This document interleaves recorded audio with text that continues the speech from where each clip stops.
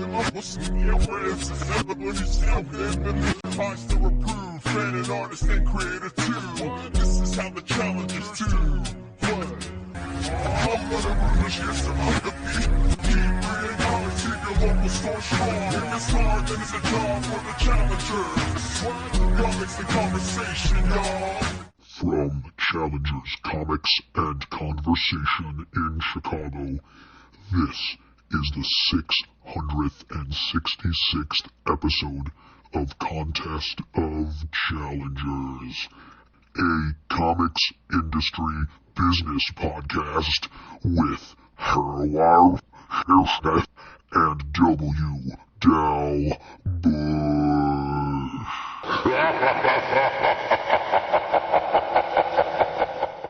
And I think that is the last of that for this episode. Oh, okay. Phew.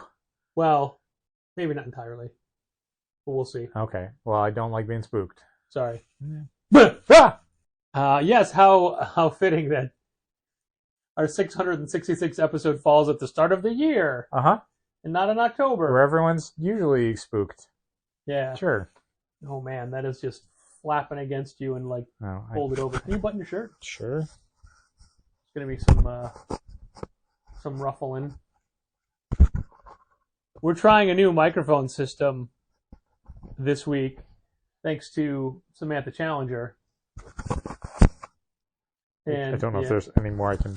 Well, what if you bring it down to like right above the button? This is all going to get edited out because it's going to sound incredibly weird. Yeah, but it's fitting for episode 666. There you go. So we have no idea how close to have the microphones on our lapels, how it's going to sound. Gina Challenger and I did a test run with them today, and it didn't sound real great. Cool. But don't worry, we have a backup going with another different system, so we'll see if it works at all. Oh man, when you cough, you're directly in the... Wow. Cover that up. So much editing this episode. No! It's spooky sounds. It'll all fit. Sure. Today was a garbage day at the store. I got there rather early for me. Mm-hmm. Could not get to the garage because there was a driverless oil tank truck. Oh, one of those. In the alley, completely blocking the garage. They're constantly at Delgado's. Yeah. They're there like on a regular basis, either taking oil or giving oil. I don't know which one they're... Maybe both. I don't know. So I couldn't... There wasn't even anybody in the car, in the cab. Nope. So I had to go find street parking. And as I'm walking up, and this is still like 11:45, FedEx is driving by, so we have them down. I'm like, I'm actually here. Sure. But by the time I run through the back, get in, and just run to the front and turn the alarm off, like there's one FedEx guy like looking in, and another guy standing in the doorway of the truck, like shrugging his shoulders, like what? And I'm like, I waved to you guys. I'm here. And then literally as they pull away, UPS pulls up. Wow. And it's at this point it's only 10 to 11. I'm like, normally I wouldn't be here by now. No. I would have missed both of them. Yes. And of course, there's people clamoring to get in. I'm like, not yet. These delivery people first. Then you still have to wait outside because then I have to turn all the lights on and hang my coat up. Yeah, store's not technically open yet. And then find some time to go get my car and bring it back to the garage. Yep.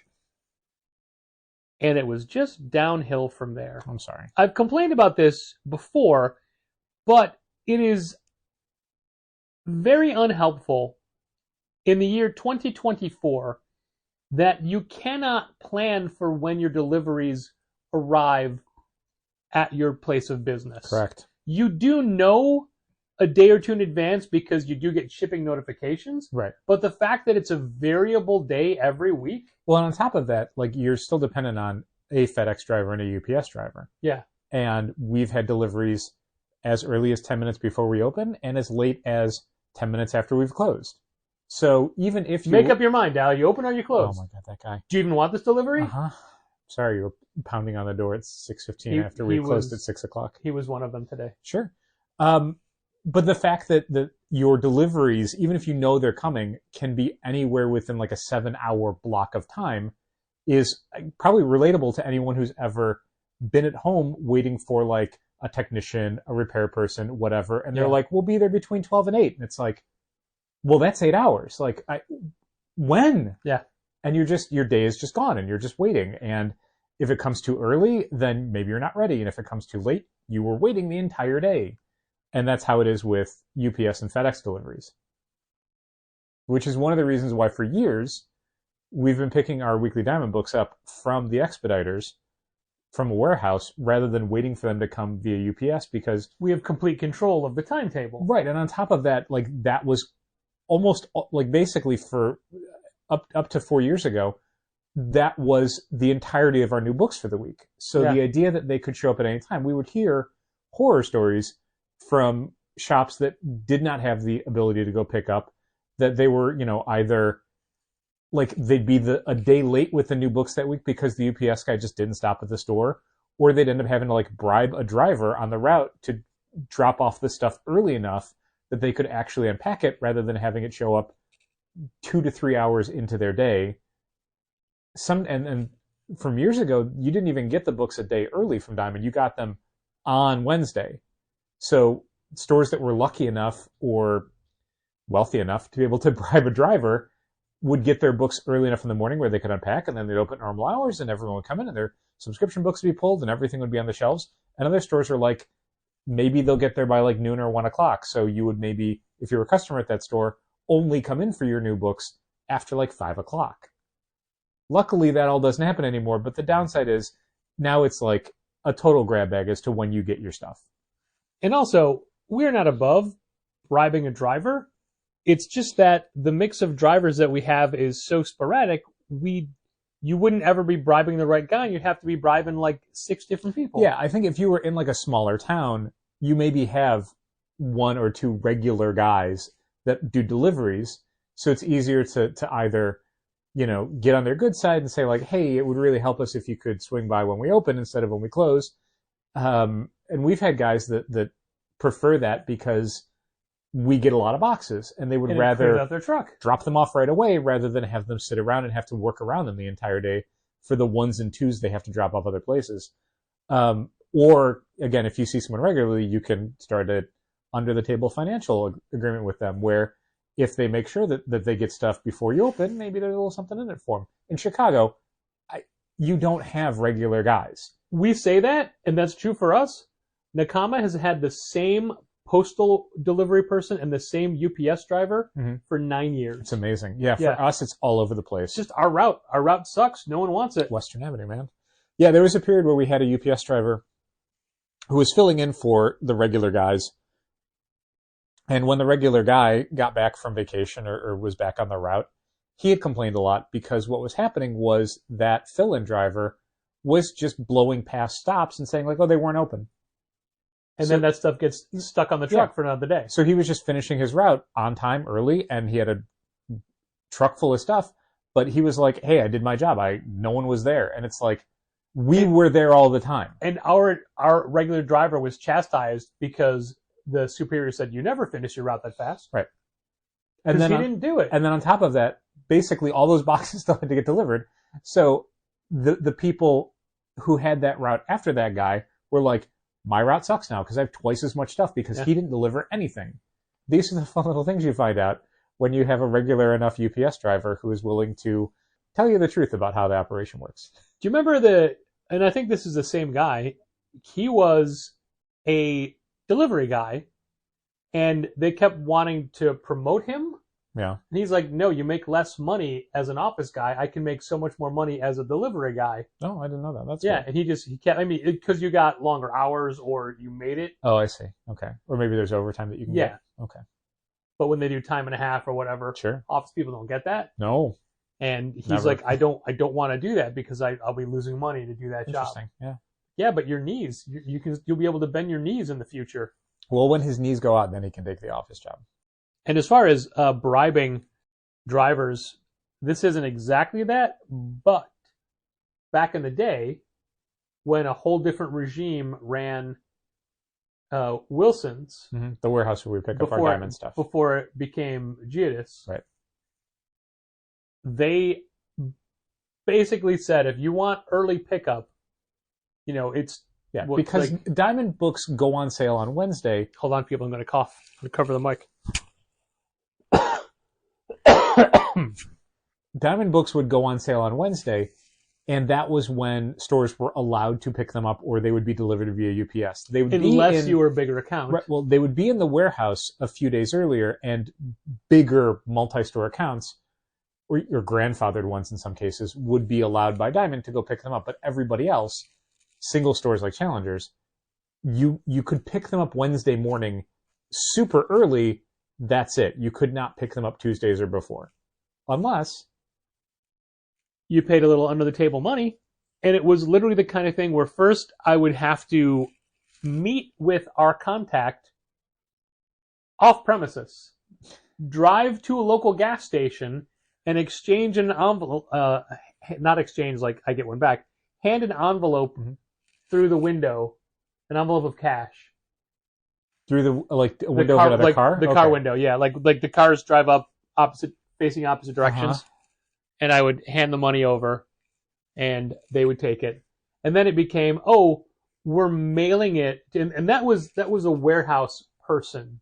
Sure. Then it became, we have to pay directly to the warehouse manager, and we'd mail checks to their home. Not checks, mail cash. I think it couldn't be checks. Yeah, I mean, I assume this was a situation where not only do they not want a paper trail, but they also need to disperse that money to other people in the warehouse. Yeah. Everybody gets a taste. You want a taste? Daddy says no.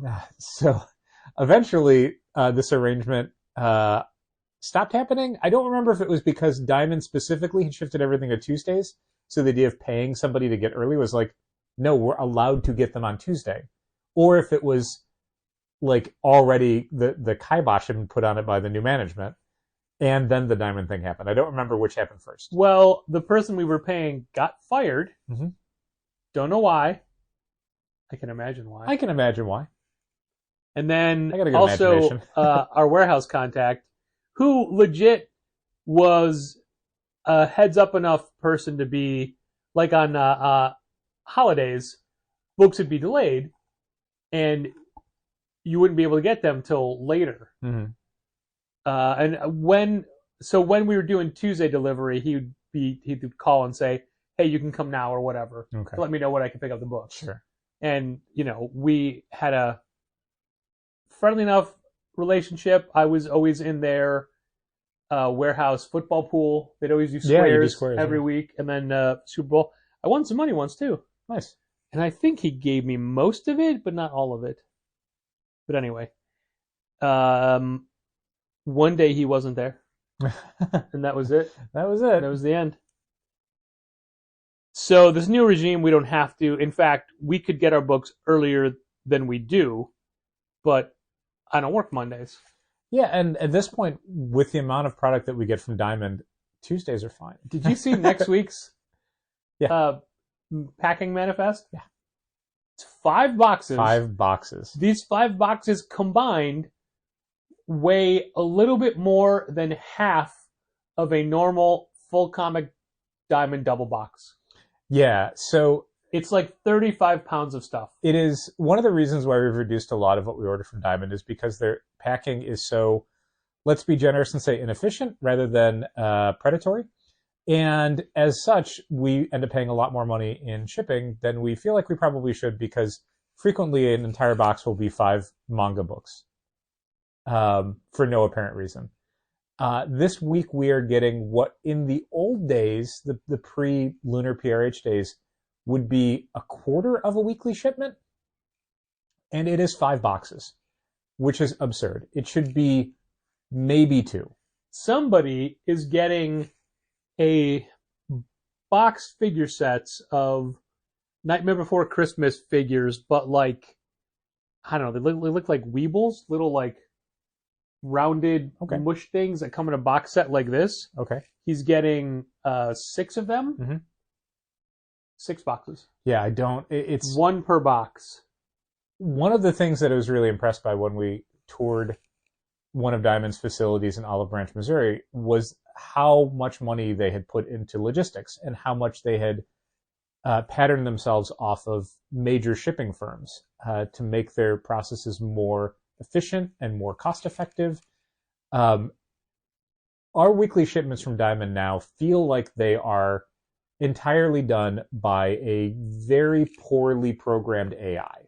Yeah. Where stuff is just like, why is this not done better? And it's like, well, the box thing said 5 in here. And it's like, okay, but you could fit 20, and now you're doing it in 4 boxes, 5 each, instead of 20 in 1 box. And it everything has that feel of, this is not how you would want to pack things. And it's unbelievably ironic to me, and maybe not if I thought about it hard, that the company that we're paying money for shipping is packing more poorly than the companies that give us free shipping. And I guess maybe that's the reason, now that I say it, because the companies that give us free shipping, they have to pay for it. So they're going to pack things as well as possible. As economical. So they don't have Economic-Cabal. to pay extra money.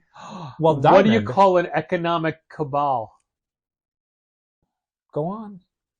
Economic-Cabal. I love it. While Diamond, since we're the ones paying for it, are like... I used cabal as the word defining it. I should have said, what would you call an economic group of... what do you even call bulls. But Diamond doesn't care, I guess, about how efficiently things are packed because we're the ones paying for it. So whatever. And we're paying significantly more per pound than anywhere else, but that's a different topic, and that's other retailers have done much more thorough investigations into how much they're overpaying. Yes. As far as that Nightmare Before Christmas box goes, someone surmised that it was listed at improper dimensions, so the Diamond system thinks that it has to be set, like it can't fit X amount in one box or something. Feels like a thing Diamond could do better at. Yeah. Excuse me. It's never a real cough. It's just a little throat tickle. Wow. I'm very interested to hear what I never hear, just the normal breathing noises. That's the thing. I wonder if these microphones are going to pick up a lot of chest and throat and mouth noises that normally go unrecorded. Yours is all going to go gurgle, gurgle, gurgle. Yeah, I mean, I haven't eaten in a little while, so I can definitely feel a couple rumblies in the tumbly, and I wonder how much the microphone is picking that up. As you were saying that, I literally realized, I'm like, oh, I'm breathing through my mouth right now. You should stop that. I mean, I wonder about your beard and your beard brushing against your shirt and against the microphone. Is it actually touching the microphone? Oh, yeah. No, I'll lower it. Hey, it's trial by fire, everybody. You get to join this journey with us. Or you won't hear any of this because we'll be using our backup recording. Yeah, which doesn't pick anything up. Right. Yeah, we did test it in the store, and it was not... it kept cutting out, and it's supposed to have a range of 65 feet. Mm-hmm. And I'll tell you, from the counter to the posters is not 65 feet. It's not, Dal. No? I thought it was exactly 65 feet. I measured it. I was just scratching my beard. I thought that came through. Oh, no! I am going to be talking to David Harper tomorrow after work. Okay. For my annual check-in visit to Off Panel, brought to you by Sketch.com. And a division of Tiny Onion. Sorry, wait. It's not right. And as such, I've done a lot of number crunching and paperwork and have all these facts and figures and notes and things. Yeah, you say nice. I left them at the store. Oh, well. Because there was stuff I wanted to talk about. Whoops. But I don't have the numbers in front of me. But the most shocking, appalling statistic that I have is a very Challengers specific thing, but I bet it's an occurrence elsewhere. Okay. Now, we like to break down what we spend for the store. We've got a lot of different categories. Correct. But it's basically two things. Things that we sell to make money, and then operational expenses. Sure. And operational expenses... products and operations, basically. Yeah. Yeah. Products, anything we sell, product. Operational expenses, things like utilities, payroll, rent, insurance, receipt tape, Sure. packing tape, Yeah. packing supplies. The basic stuff that we need to have to run a physical storefront in Chicago in 2024. Now, over the last couple of years, as you would imagine, since the pandemic, where prices for everything skyrocketed, Mhm. paper, petroleum, ink, supplies went up. You can imagine we've been spending more. Now, I've only done a dive for the last couple of years, but I'm curious, and I guarantee you there may be some retailers who listen to this and are horrified by this. I'm horrified by it, but I bet they listen to it and say, we're not even close to that. What are you doing? Mm. I like to measure the difference between those two numbers. Products and operations. Yes. For the last couple of years, the gap, what do you think the gap should be? What should we spend more money on?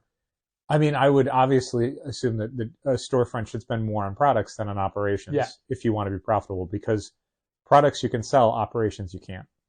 And a couple of years ago, we were doing that. Sure. And then the gap got closer and closer. In the year 2023, can you even fathom how much more we spent on operations versus product? I can't. Just pick a number out of the sky. $5,000. I can't even think of a dramatic way to tell you how wrong you are. It's a horrifying number. Okay. $70,000 more on operational costs. That definitely sounds bad. Oh, yeah. Like incredibly bad. Like I'd love to hear how that number came about, because that is horrifying. $70,000 more on operational costs. I mean, I know where some of those numbers come from. We are paying off multiple loans. Yeah. That's operations. That's money that we would love to not be spending right now, but did not really have a choice. So that alone is, I'm going to go ahead and say, tens of thousands of dollars. We had increased payroll that the entire market contracted and we suddenly could not afford. So that's a huge part of it. We had, I'm trying to think of what else. There are other things, probably. There definitely are other things. Sure. I mean, I know where all the money goes, Uh-huh. but like the categories are ridiculous. Every little thing, like when you need to buy staples, Sure. when you need to buy Scotch tape. The Scotch tape isn't why we're $70,000 but more on it all adds up. It does, but there's got to be elements of it that are more a piece of that pie. Yeah, it's Shopify. I mean, is how much do we spend on Shopify? Well, Shopify's billing is always incredibly weird because it encompasses both shipping costs and like platform costs. Right, but the platform costs there's so many levels to it where you have to pay just to use Shopify. Right. Then you have to pay for the subscription to the point of sale. Right. Then you have to pay for every plugin every app that you use, every app. You have to pay tax for using Shopify. Sure. You have to pay, as you said, for all your shipping. Mm-hmm. We now pay marketing email costs. Sure. And we blow through our marketing email allotment. Last month, it was within 10 days. Sure. Well, but at the same time, our marketing email costs are not extravagant. Sure, they're not, but they're costs we didn't have before. That's true. And it's not, I mean, Shopify is a lot, but there's so many other things. So many other things cost more money now. Sure. Yeah, the Shopify thing is, the way it all adds up is incredibly frustrating, but at the same time, I don't know. Look, I'm not saying Shopify is bad and we can't do it. I'm just saying. No, I know, but I'm thinking out loud. Like I would love for there to be a viable alternative, but basically until Managed Comics makes a plugin for Square's online storefront, I don't know if we've got another option that we can go to. I was at let's just say gathering last night, where I wound up talking to a lot of people that I haven't seen in a very long time. Mhm.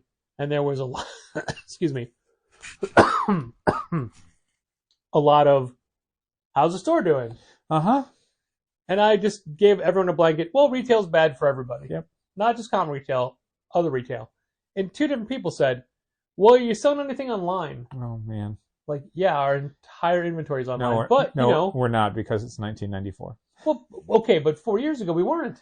We weren't. Well, yeah, I mean, times have changed. Yeah. And there's an order I packed up today is somebody who orders from regularly, and they're not in Illinois. Sure. Yeah, it's interesting to think about having an online component to our usual in-store business, because it's not really a huge part of anything, but it's a nice thing to be able to offer. Like, it has not grown beyond being an extra convenience we can offer, Yeah. rather than like something that is legitimately growing the business. Despite the time and money we've put into it, at the end of the day, we don't do back issues. We don't do collectibles, really. So like the stuff we have on offer is just like, it's graphic novels and new comics. And there's nothing that separates us from the pack when it comes to that. Nothing. Like, it's cool that people shop with us, and it's cool that people think about us as an option to get stuff mailed to them. But it's not like anything that we specifically court or that we have like a pitch on necessarily. I think the times that we have someone who we don't normally know as a customer order stuff for shipping, it is almost always some random thing where it's like, oh, they couldn't find this anywhere else. And not because like it's super hot and collectible, but it's just like, oh, that graphic novel's out of print, and we had it still. And that's the stuff that sells occasionally. I don't know, Dal. There's about 5 people a day who email with guaranteed ways to triple our online business. Oh, I'm sure. And we are fools not to take advantage of each and every single one of them. I email them all back as soon as I can to say, please tell me more, and they just never respond. Is that exactly what you say, or did you just say, money, please? No, that's what they're saying. That's true. That is what they want. Uh-huh. This year alone, our health insurance costs have gone up $100 a month. Yep. Do you feel... Despite our vast disparities in number of hospitalizations. Yeah. Doesn't feel fair, but that's fine. Yeah. I mean, honestly, well, last year, you cost us more per month for health insurance. And it was like a $50 gap. Which I don't get. This year, we both went up. Like, I expect a up to minor increase every year or whatever. Like, that's just how the world works. But I was fine. I don't know why my health insurance costs that much. We have similar plans, and we're different ages, different healths, different... Well, we have different plans now. I did change a lot of the way my coverage works. Okay. Because of last year. Sure. But there's so many costs that just go up. What was that? What was I thinking of? Like, stamps just went up. Yeah. Stamps are going up 2 more cents. Uh-huh. But what did I see that went up in cost? And it was such an intangible. It's a service was going up. Okay. We have a customer, and this isn't it, but this is helping me jar my memory, I hope. We have a customer who had to take his car into the mechanic, and when he went to pay for it, he found out that his mechanic now adds a 3% credit card fee on top of everything. And he's furious about that. And I agree. We've talked about this a lot, where so many people that we work with charge a convenience fee basically for using a credit card, and it's like, how is that a convenience fee? Well, what am I going to mail you cash? That's illegal. So what it is they give you a cash discount, but you can't pay with cash. Nope. And even like there's some we try to do as much of a digital transfer as possible. Sure. But there's still a convenience fee for that. Unbelievable. Unrelated to the store, the association that handles the association fees now has a $249 per month check cashing fee, even though what I send is not a check. It is money. They literally take the money direct from our bank account. $2.49 for check cashing. Yeah. What? Like just it's a service fee. Like it's not. I don't know. Those fees are what we would always call the cost of doing business. Right. And we know we don't know personally. We know of some stores that just roll the credit card fee into the customer's total. Yeah. And I couldn't fathom doing business with shops that do that. No. But we do business with a wholesaler that does that. Yep. If not more than one. And like we hate credit card processing fees. Sure. But it's a necessary evil. Yeah. Again, to use the phrase, it's the cost of doing business. Yeah, I mean, it would be like if we were ordering something from a supplier and they added on a 5% fee because they have to have a warehouse where all this stuff is, and that warehouse needs to have its mortgage paid. So that's the 5% warehouse mortgage fee. You can't expect me to have your things in a warehouse. That's what you pay for out of your business's profits. That's how it works. Yep. That's how it works. And now there are more businesses in the area that are credit card only. Sure. And then every once in a while you find a restaurant that's cash only. Yeah. It's real hard Red to Hot navigate. Ranch around the corner is cash only. Yeah. And they got a little ATM in there, so if you don't have cash, you can get it, but I can only imagine cash. the fees for that, especially if they get to charge it themselves. Yep. Where I used to work downtown, they had an ATM and we got to choose the fee. Yeah, I mean, it's one of those third-party ATMs. It's not like a Chase ATM or something. Right. So it's going to be a ghastly fee. I used to know, and I've forgotten it over the years, but I used to know the default security code for any of that brand ATM. Yes. So you could... at Fridays... you could just go into the operation system. It's not hacking. It's just it's using a code to get in. Yep. If they never reset it, if they use the default. And what you could do is you could basically tell it has more or less money in it than it actually does. Mm-hmm. Now, a horribly mean thing to do would be to say it has more. Mm-hmm. So when somebody goes to take money out, it would say, okay, that money is there. It would go through the motions of dispensing it. Right. Nothing would come out. People would be... That is a horrible thing to do. Yeah. I would do the opposite. I would tell it there was less. Okay. And not always. If I got in and I don't remember my reasoning behind it, because let's face it, that is a crime. Well, a misdemeanor is certainly not a felony. Actually, I don't know if that's true.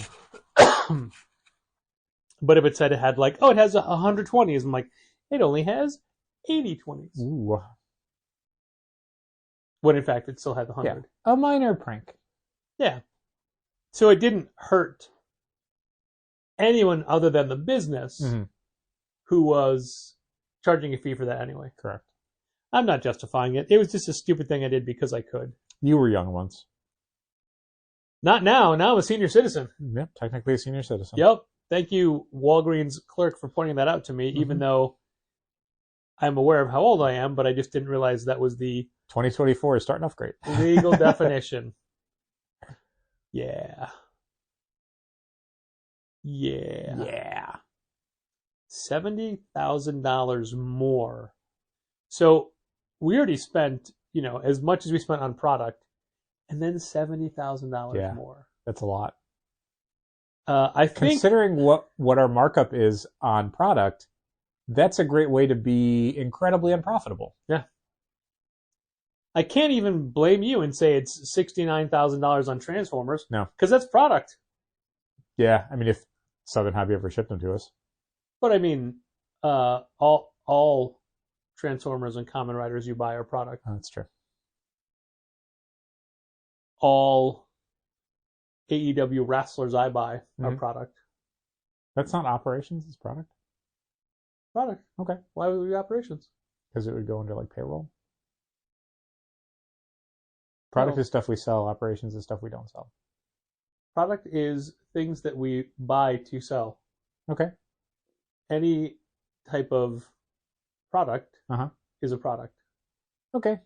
By the way, not that I didn't figure it out, but the disparity between those two columns, those columns being Kamen Rider versus AEW.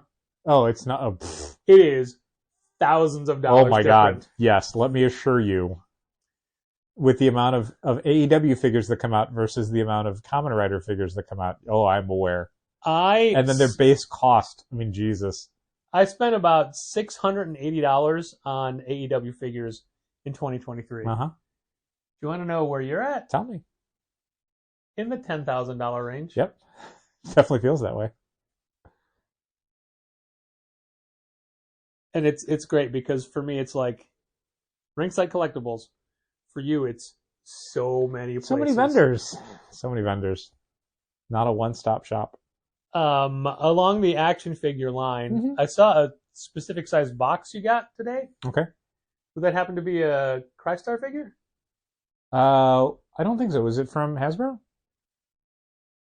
Oh, I don't remember. Crystar should be shipping out really soon, but Okay. Hasbro notifications are so weird. I put it on the stoop, right? Okay, I think outside it's the recording Did studio. it show up today, or was it already there? It was already there. Okay, that should be a Toe Collectibles Kamen Rider Geats DX toy. I do not care. I know. The Hasbro Look stuff. at you, starting off 2024 in the plus category or ever. We're trying to make it $71,000. Technically, that one was paid forward last year. It's just arriving now. The Hasbro Pulse stuff is so weird because I will get notifications that I've paid for something on Hasbro Pulse, meaning a pre-order has come in and they've charged me for it. Yeah. And then days later, I will get a notification from Hasbro saying, hey, this thing came in and we charged you for it. And it's like, there's a gap there of me going, what came in? Because it could, the price is not directly a one-to-one thing of what I might have ordered because it includes taxes and fees and other stuff. So I have to go back into multiple orders and try and figure out, okay, where did this dollar amount come from so that I don't have to wait 2 days to find out what exactly shipped out. Not a great way to do things. Usually you'd want the notification that you've paid somebody to coincide with an actual itemized invoice saying what you paid them for. Not a great way to do things is every facet of our industry. Feels that way. I was going to say our business, and there are many things we do that I'm sure there are much better ways to do them. But yeah, it's weird to always have had that feeling of like, man, business is not good. This is not a good time for 15 years. Yeah, I mean, there's been periods there where it's felt a little bit more stable. Like there was a point in mid 2019 where things felt pretty good.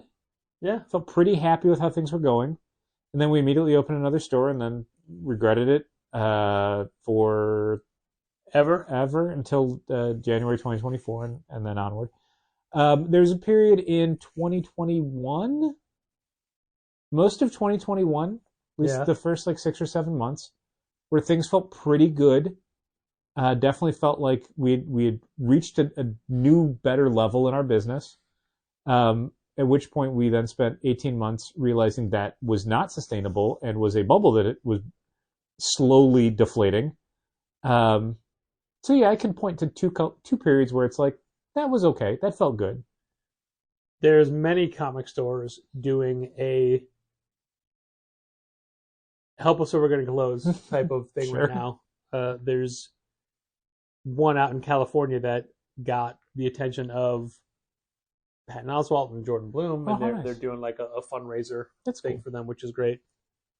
But yeah, and again, we focus on the comics part of this because that's what the industry we're in. But I'm sure if you extrapolate that out to other types of stores, it'd be the same everywhere. Restaurants close every single day. Something is being built across the street in what used to be the massage parlor, and that was rumored to be a liquor store. Oh. Today they loaded in many sheets of slat wall. It's going to be a dentist. And the only thing that goes in around us now dentists is dentists. don't need slat wall. Maybe this one. And is. they were bringing in glass counters. Oh, interesting. It's a comic store. Cool. I mean, look, those two things. Yeah, that's it. What else could it be? Slat wall and glass counters. Definitely not a sushi place because one of those will never open around us. I don't understand financially how it works to have an unopened restaurant for over a year. I cannot imagine the sunk cost of that. And like for us when we were opening a second store, it was like within a month. Yeah. Because you are paying for every day that store's not open, so you better open it. And the hardest part for us is making sure we get all the fixtures in time. Yep. That came down to the wire. Sure, but it still happened. We opened, and it didn't Yeah. matter. But yeah, I remember putting all those Marvel Legends in the system one at a time into Comic Suite. And that's such a lost. Sure. I can't tell you the Lost number of function. computer tasks I did for that store that are completely irrelevant Yeah. now. I'd cut you off, though. You were saying something else about Oh, I think I was just still how bad you want a sushi. endlessly sushi talking about how the sushi shop that has been under construction across the street from Challengers. Wave Sushi, but has don't go to been- their website because it is your browser, your antivirus software will riddled with be viruses? triggered. Oh, no. It won't let you go. Oh, okay. It'll block it. That's good. Yeah. I'm sure that means that there is a security certificate that they have not renewed and no one is paying attention, so it just keeps not being approved by your browser. And I wonder if they're either waiting for like a permit or a license or something. I have no idea. Like, it is over a year of what looks to be a finished restaurant that is just not open, and I just think, like, just in rent alone for something that's generating zero income, don't understand it. I mean, I guess then it comes down to like how we open stores and how actual business owners open stores. For us, it's like skin of our teeth as far as the finances are concerned. But for other places, it's like, no, you open a business because you have hundreds of thousands of dollars. And you just don't know what to do with it. Yeah, so losing, $40,000 a year on rent, well, that's part of what your budget was. Sure. I think our rent is like $56,000 a year. Sure. Wait, that can't be right. Is that right? Mm. I would assume it's between $48,000 and $60,000. Okay. Yeah, so anyway, what I had other cost breakdown analyses, and the top selling graphic novel lists that you had done, both of them, because we have one by dollar amount and then one by items. Sure. And the publisher that we sold the most graphic novels or collected editions of in dollar amount is I don't remember. Marvel Comics. Okay. The second publisher that we sold the most money from this year was Image? Image. The publisher that we sold the most physical units of For graphic novels? for graphic novels Was Image. was Image. Mhm. And the second place Marvel. was Viz. Oh, interesting. Yeah. I didn't know that. It's neat to see, and I think the number is, oh god, it's probably way off. 218 different publishers we bought books from. Probably. Not publishers, but places. Because no, No, publishers. Yeah, publishers. publishers is right. Places is probably But like 5 that or list 6. includes Andy Bell. Yes. That list includes Challengers Comics, Uh-huh. because we've sold our own things. Uh-huh. I just had a statistic and it went away. It wasn't about. It's too bad. I can't remember what it was. It was definitely in regards to a book or a person. So Andy counts as a publisher because we were buying books directly from her that she was making. We counted as one because we made our own books. Damn! I lost whatever it was. Whatever it was going to be the best statistic of this entire episode. Wow. I look forward to hearing it on David Harper's podcast. Nice. Yeah, you're welcome. I mean, you will listen, right? Repeatedly. Yes.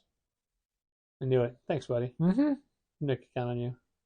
We talk about how comics are, well, all businesses are Struggling? not doing great. But the idea of comics themselves as a thing that exists in the world Mm-hmm. is doing real well. because if you look at in the world, I'm talking about Okay, I'm interested in where this goes. Heartstopper Volume 5 Yeah, huge in the UK. sold 60,000 copies in 3 days. Sure. Look at manga, and manga is kind of the same sort of thing where you can point to huge, ridiculous successes. Multiple series that are selling out and selling huge quantities and big print runs. But then you look at how many books are probably selling a few thousand copies, maybe less. And I don't know, that's what worries me about. If you're not selling comics in general. 250,000 copies, pack it in. Thank you, Joe Simon. Yeah, you think about American comic publishers, and it's hard to say that they're having a great time of it. But you can point to successes. You can point to the occasional books where it's that's gone back to a sixth printing or whatever. And it's yeah, but in a realm where You talk about Void Rival. most books are selling significantly less than that. So yeah, we may never know sales statistics again. Heartstopper doing super great is good. I love it. That book deserves it. I'm glad that there's a whole generation that is finding a lot of cool things in comics, but I do not take that to be something that is replicable across the industry. No. And also the new Asterix collection Sure. did it was the best-selling book Sure. in oh god, I can't remember what country. It helps to be a multi-decade graphic novel series that is ingrained within a country's culture. That helps a lot. Sure. Try and be that if you can. It's like saying, yeah, if you want to be a success in North American comics, try to do a Batman comic. If you can make your comic a Batman comic, that's going to help your sales a lot. Is that something every company can do? Legally, Nope. probably not. When did you want to work on our Fables Steamboat Willie team up? Oh, yeah. Real soon. Yeah. Can it be a knockoff horror thing, real cheaply done? Because that's, I think, what the market wants right now. Yeah, of course. Excellent.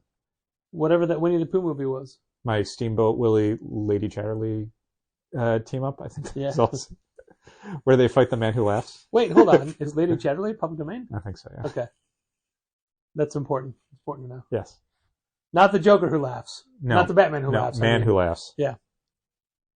Got to be that specifically. I like your crossover. I like your mashup. Thank you. Speaking of crossovers and mashups, Mm-hmm. I am continually disappointed by social media as a whole, but specifically the reach that it has, as in what works and what doesn't work. Sure. Now, we've tried to vary up some posts lately just to see how different they get. For example, on the afternoon of January 1st, I went into, and I was not working because it was a Monday, I went into ye old Shopify sales reports and pulled up your very first transaction of the day. Okay. And took a screen cap of the items to be like, hey, here are the very first things we sold in 2024. What were they? I don't remember. They were a Doctor Who Magic Pack and 4 Yu-Gi-Oh packs. Oh, yeah. I think it was, because first thing on January 1st, the first groups of people were just couples that were out getting coffee. Okay. Came in and they looked around. And I think one group bought some card packs and another group bought a graphic novel or something. Yeah. But it was not regular customers or a huge family or anything. Sure. Like that. And also it would be irresponsible to say that is setting the tone for the year. I hope because it's we are not. a comic book store. And, Yeah. I mean, it was a decent size transaction. It was we have sold very much through a lot of our Magic cards recently. There's a lot of boxes that I have been throwing away because they're empty and we're not restocking them. Well, some more are on the way. Yeah, that's one of the reasons why I've been throwing them out, because it's oh, well, there's a new set coming out next week, I think, something like that. Something like that. Whatever it is, we're not getting many of it all. Well, we don't stock very deep on Magic cards because occasionally they do not sell out super fast or at all, and we stare at boxes of Unfinity forever. Oh, man. That will be forever. No, at a certain point, we'll mark them down to a point where someone will just buy them. It's just that for everything that we have, that we've had for forever, eventually stuff goes. I don't mean single issue comics at all. I never mean that. No. That is not it at all. But I sold I sold a Marvel Legend last weekend, not this weekend, but last weekend.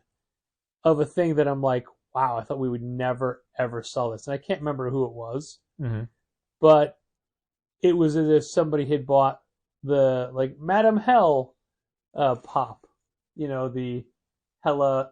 Oh, sure. Like things like that. Yeah. There've been a couple of pop vinyls we One saw of this the week. I'm Infinity like, Warps yes. pop vinyls. Somebody I'd seen a picture that someone had taken of their local Ross, which is a discount store, like a TJ Maxx. And it was a wall of all of the Marvel Legends that Ross was selling.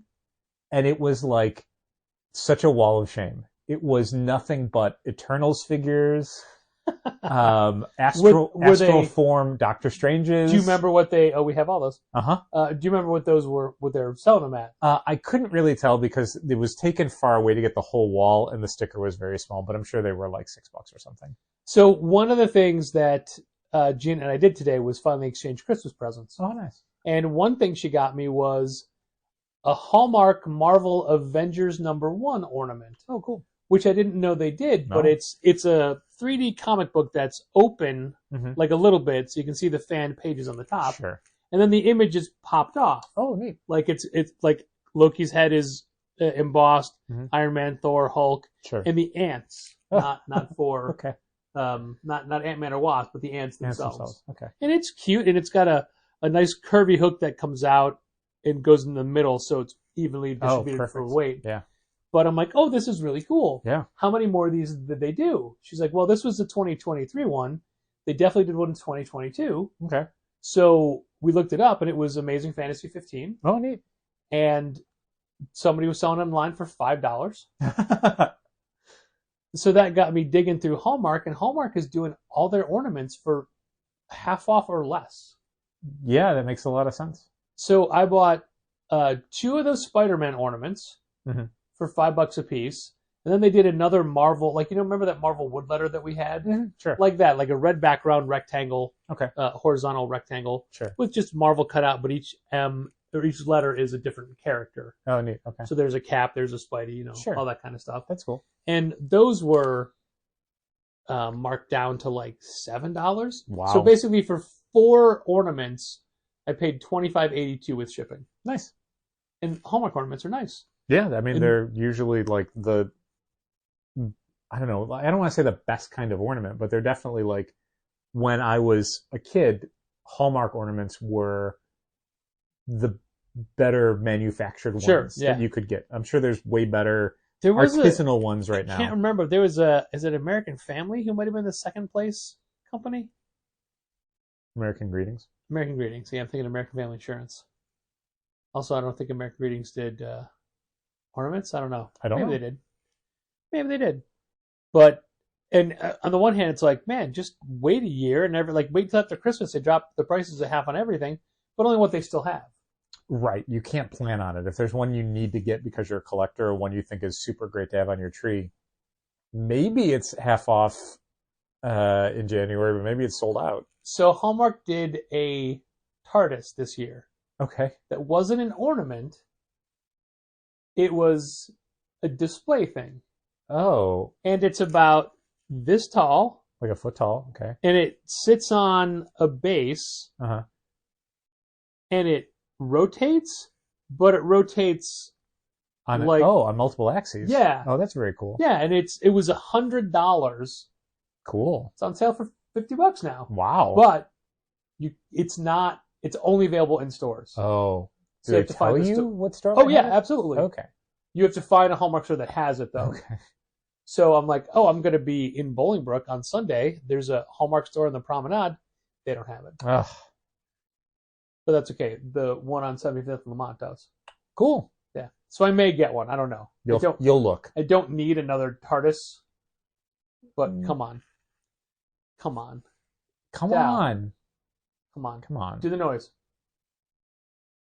I thought you were just going to go warp, warp. Oh, warp, wobble, warp, wobble, warble. There you go. Isn't that what it does? That's exactly. I thought I looked around. You thought the doctor was behind you somehow. Yeah. It looks like Millie Gibson is leaving after the second season. That's about how long No, that's a fine. companion should last. I'm not complaining. I agree. I almost think, like, on the one hand, it's like maybe a companion should only last one season, so the Doctor has multiple companions over their run. But then I just think, like, there's something kind of boring about how the beginning of every season has to be About introducing the companion's companion family. and their whole world and what they're leaving behind. Yeah. And then the end of the season has to be about resolving their character arc and putting them away again, and then repeating it all the next year. So, like, maybe if the companion sticks around for another year, we don't have to do all that again. Yeah, that's you can kind of focus cool. on different kind of storytelling, or just the next companion's life.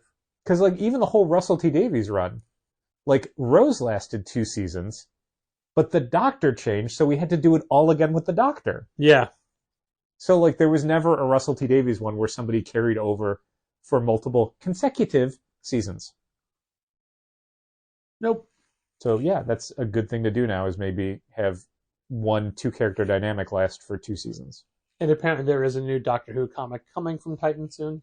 Yeah, that's not a surprise. I mean, there's definitely a free comic book day one, which we knew about, but we had someone looking to sign up for that today, and we couldn't do it. Yeah. Also, I hope it works right, but there was somebody who came in specific, and I do not remember how they pronounce this word, and even if I did, I wouldn't tell them because it's just Raxacorical Fallopratorius? kind of rude. But it was... Stop it. Siri, stop it. It was... Symbiote. Was it Jenny Slate? Yeah. Money, It was please. the second time this episode. Symbiote Spider-Man 2099. Okay. Peter David is writing that. Right, yeah. And it comes out in March, and they're like, Yes, it's in their catalog. do you have this? I'm like, no, we haven't even ordered it yet. I'm like, can I sign up for it? I'm like, actually, Yes, you can. here's a QR code. You can go to that page, sign up, search for that book, Create an and account. yes. And then when it comes out, you'll get an email the night before to let you know it's there. Mm-hmm. And she's like, oh my God, this is so great. Yay. Then there's other instances where it's not easy. Yeah, I had read that email exchange that you had with a subscriber that got annoying in a way that I had not seen before. Yeah, so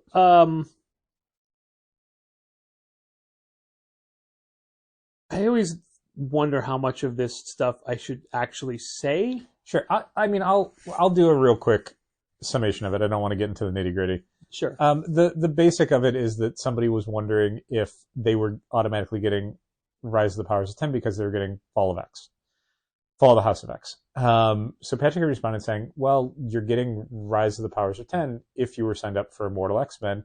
We mentioned this in an email a few months ago, and it sort of recapped, like, here's what everything copied over for. This person was basically, like, annoyed by it because like, they took it to mean, and this is, I think, where the problem lies. Yeah. They took your response to mean that they were only getting, you could only get Rise of the Powers of 10 if you were getting Immortal X-Men, and that wasn't fair to them somehow. When I'm reading this and I'm thinking, no, you could have gone in and signed up for it whenever you wanted.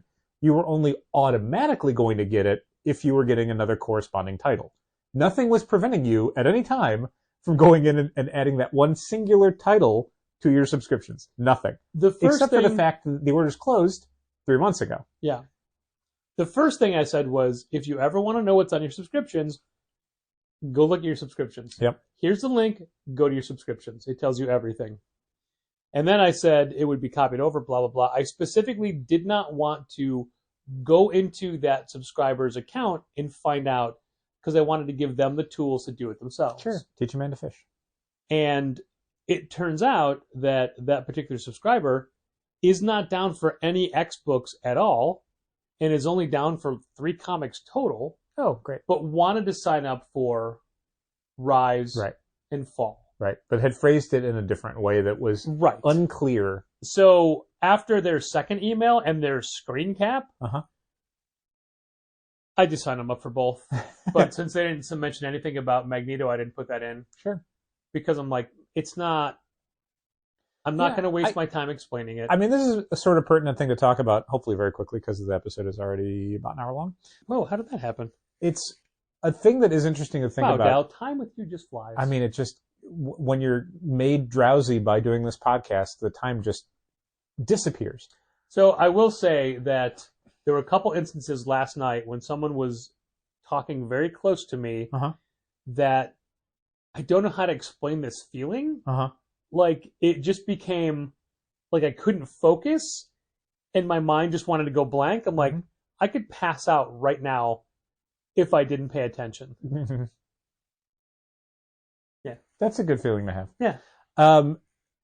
The push and pull that I frequently have with our subscription management, and this is nothing about the platform itself, this is just about how we deal with subscriptions within Challengers, is oftentimes feeling a tension between wanting to make things as smooth in the background as possible for subscribers by copying titles over and doing all that little stuff of going through the catalog going like, oh, well, you know, if they're reading this book, I want to make sure they get this annual because that's where the story concludes, and they don't read the solicitation, so they won't know that. Versus the amount of people who resent us doing that for them and have openly told us they do not like us adding books for them. Yep. The amount of effort we have to go through for people who either don't notice it or don't care about it whatsoever. And the number of people who don't pay attention to any of our messages so that 2 months later when the books come in, they're like, I wasn't down for this. And it's like, you got an email saying we were copying you over. It was on your account that you could have looked at any time, but you never did. You got an email saying it was waiting for you. Like, so there's times where I'm just like, I don't want to do anything anymore. Like, and we have this problem internally is that alone would save me so much like mental stress and literal time and effort to just say like, no, everyone's responsible for their own subscriptions. Like you go in, you sign up for something before the orders close, or you don't, and you don't get it. And that's it, the end. Like we gave you the tools. We pay a lot of money for those tools. Yeah.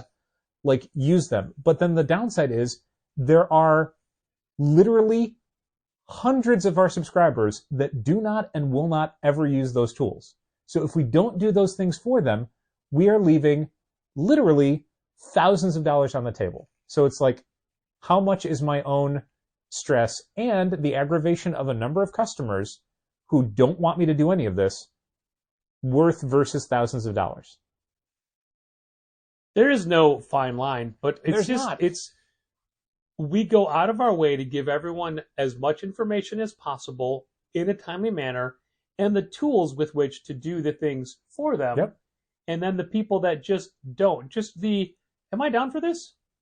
Check your account. Yes. I can guarantee you that there are, I'm trying to think of the percentage. I think the percentage is like maybe, what does that work out to?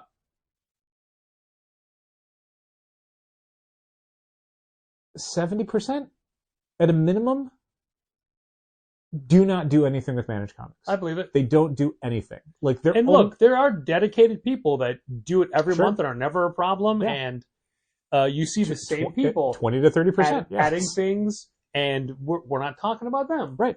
But when someone says, am I down for this?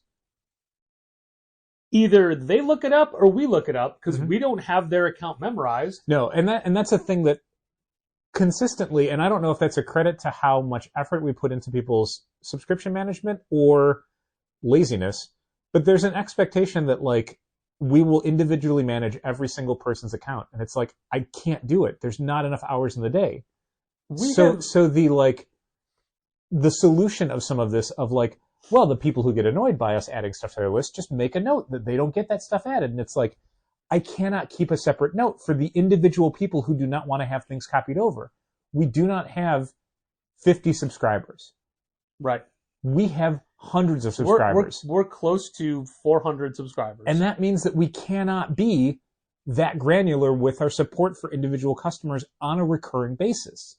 Like if someone emails me with a problem, and I'll try and work it out, but it cannot be a thing where they go, oh, well, just add me for all the Star Wars books going forward. Like, no, that's what we have this platform for, right, that we pay money for, so that you can do it. So when I think somebody fairly recently had asked for all of a certain variant cover scheme over a number of months that have not even all been solicited yet, it's like, no, you have to do that for yourself.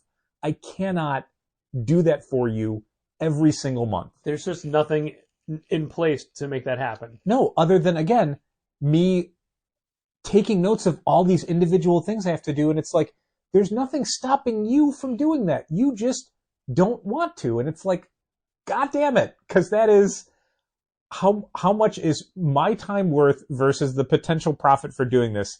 And I don't like thinking about it in that way. I don't like saying that out loud, but that is the nuts and bolts of how this subscription thing is working in my brain right now, is just, I cannot hold your hand this much for all these people. Like, this system exists. We looked for and supported and paid for a system that would allow you to do these things. It's not that hard, I swear to God. And we do have a handful of club members who have a lot of questions regularly, but one that emails almost every day, and it's multiple questions, but not in one email. It's multiple emails. Sure. But just basic stuff like, if you can just imagine if everybody did that, the thing that I would close the store. Sure.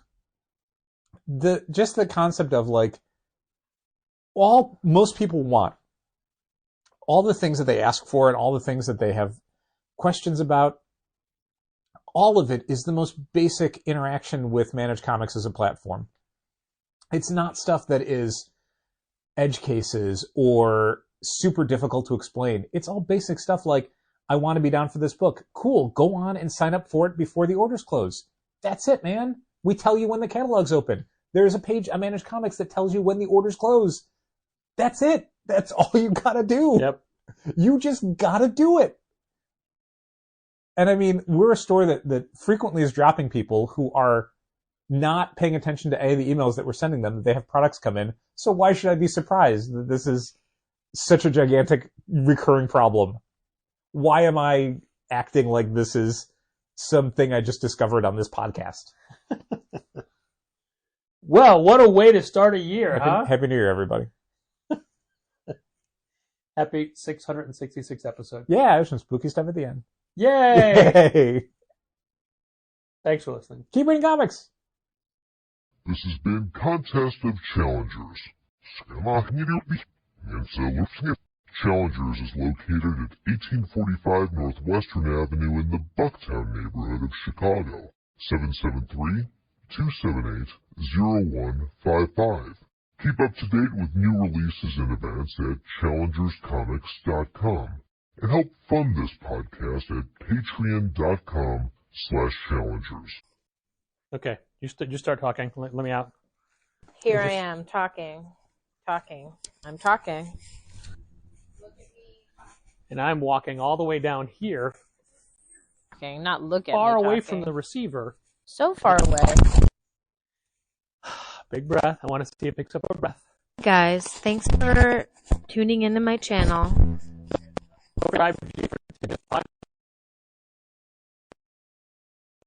Subscribe button. With your ball. Smash, just drop Yeah. your hair spare ball. Smash, splat. Like a. That's the subscribe button. I want that to be a peeled grape just Our thrown on sponsor- the floor. You're like, yeah, smash that. Pair of socks you buy, they donate to one to someone in need. Okay, now you walk into sidekicks and keep talking. I want to see when we're both away from the phone, so how it picks us up. She's in sidekicks now, but I'm over Movie here straightening podcast the that how-to and art books. talks. Oh God, I can't remember. I should include this as a bonus. Check to do whatever passion project they want. Sometimes those checks clear, and sometimes they bounce. Just talk normal. Don't yell. Sorry. David Sims wants to give everyone a little kiss. All right, you can come back. Talk about the new